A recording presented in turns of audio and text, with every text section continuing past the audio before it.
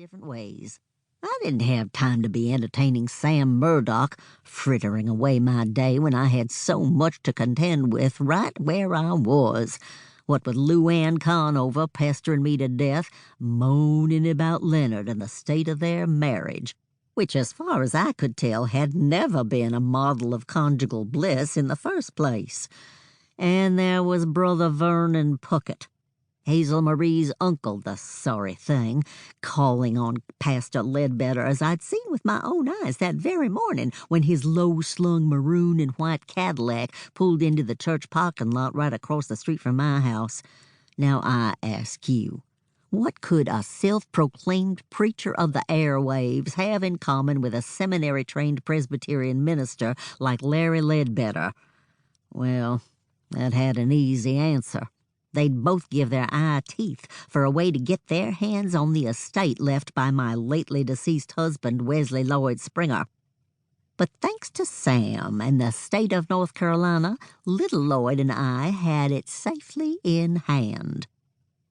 But worse than any of those worries, Hazel Marie Puckett, Little Lloyd's mother, had turned up among the missing, and I was about to jump out of my skin, not knowing which way to turn. I'd called every hospital in 3 counties, asking if an attractive 40-year-old woman with professionally dyed blonde hair and a full charm bracelet on her arm had been recently admitted. The calls had told me where she wasn't, which was some comfort, but they hadn't told me where she was. Lillian said, "You better quit standing there biting your lip like that. Go on over to Mr. Sam's and see about that home nurse woman and ask him what we ought to be doing to find Miss Hazel Marie." Lord, Lillian, I'm of 2 minds about that.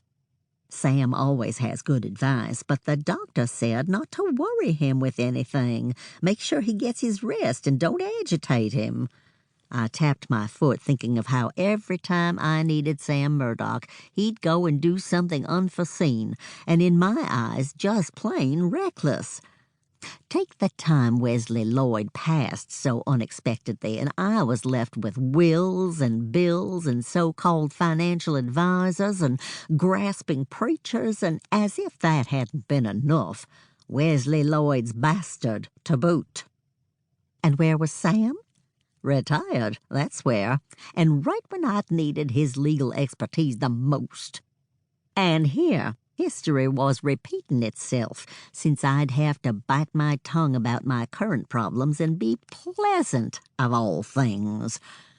Well, give Sam credit, I thought, though at the moment I hated to. He'd come through for me, straightening out Wesley Lloyd's 2 wills so that neither Little Lloyd nor I had been stranded without a nickel to our names. Far from it, in fact.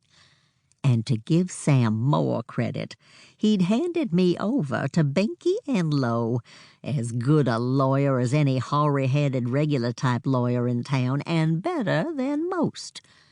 I can't help it if she carries on with Deputy Coleman Bates with no legalization of the situation anywhere in sight. I've gotten where I don't let things like that bother me. As long as she does my taxes right and gives me advice I can live with, I'm just not going to say anything about her private life. Although I do mention it on occasion.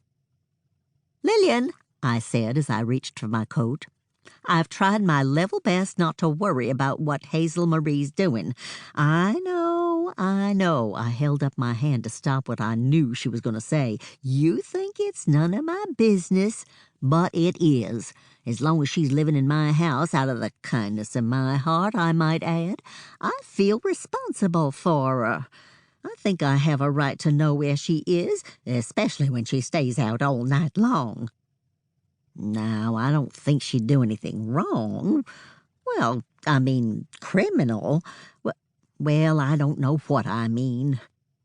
I stopped, remembering that Hazel Marie had lived in sin with my husband for ever so long, and it might have been a crime as well, for all I knew. "The thing about it is," I went on, "Pastor Ledbetter's been instructing her in the catechism since she wants to be a Presbyterian instead of a foot-washing Baptist or whatever she was, and now she stays out all night long."